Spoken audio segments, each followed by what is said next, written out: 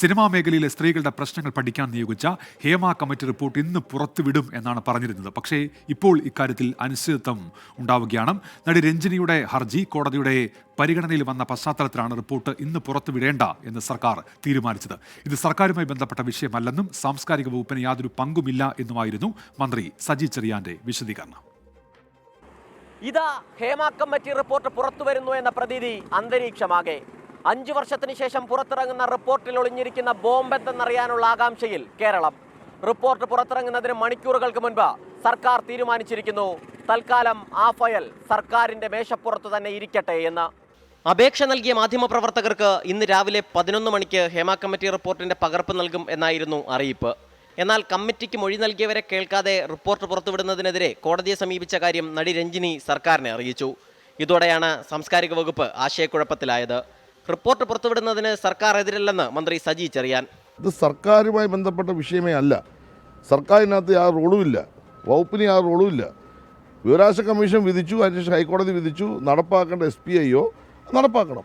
രഞ്ജിനിയുടെ ഹർജിയുടെ നിലനിൽപ്പ് തന്നെ സംശയത്തിലാണെന്നും റിപ്പോർട്ട് ഉടൻ പുറത്തുവിടുമെന്നും വനിതാ കമ്മീഷൻ അധ്യക്ഷ പി സതീദേവി. ആ ഹർജി തന്നെ നിലനിൽക്കുമോ എന്നുള്ള സംശയം കോടതി തന്നെ പ്രകടിപ്പിച്ചതുകൊണ്ടും സ്വാഭാവികമായും ആ ഹർജി തള്ളിക്കൊണ്ടുള്ള ഒരു ഉത്തരവ് ഹൈക്കോടതിയുടെ ഭാഗത്തുനിന്നുണ്ടാകും. റിപ്പോർട്ട് പ്രസിദ്ധീകരിക്കപ്പെടും. ഹേമ കമ്മിറ്റി റിപ്പോർട്ട് പുറത്തു വന്നാലും ഒന്നും സംഭവിക്കാനില്ലെന്ന് നടനും MLA-യുമായ മുകേഷ്.